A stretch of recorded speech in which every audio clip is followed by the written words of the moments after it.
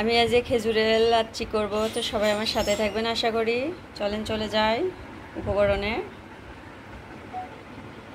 আসসালামু আলাইকুম, আপনারা সবাই কেমন আছেন? আশা করি ভালো আছেন। আমি আলহামদুলিল্লাহ ভালো আছি। আমি আজ খেজুরের লাচ্ছি করব। যাই হোক, তো আমি এখানে 20-25টা খেজুর নিয়েছি।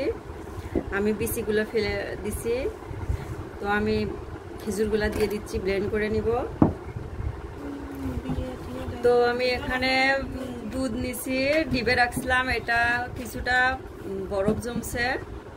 তো আমি এখানে দুধ দিয়ে দিচ্ছি, বড়কলা দুধ অল্পটুকু দিব, দিয়ে ব্লেন্ড করে তারপর আবার পরে দিব। আমি এখানে দই নিয়েছি, আমার বাড়ির তৈরি দই, তো আমি এটা দিয়ে দিব, দইটা দিয়ে দিব, পুরোটাই দিয়ে দিব ইনশাল্লাহ। আমি এখানে টেস্ট অনুযায়ী চিনি দিয়ে দিব। আমি এখানে অল্পটুকু লবণ দিয়ে দিচ্ছি, আপনারা চাইলে দিবেন, না দিলে সমস্যা নাই, আমি একটু দিই। তো আমি ব্লেন্ড করতে যাচ্ছি। আমি এখানে বরফ অ্যাড করে দিচ্ছি, তারপরে আমি ব্লেন্ড করব।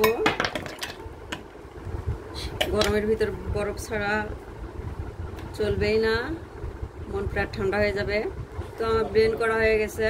তো আমি দুধগুলো আবার পুরোটা দিয়ে দিচ্ছি। আমি দুধ দিয়ে দিছি, আমি আর একটু ব্লেন্ড করে নিব। তো আমি লাচ্ছিগুলো ঢেলে নিচ্ছি। মনে হয় অনেক টেস্টি হবে।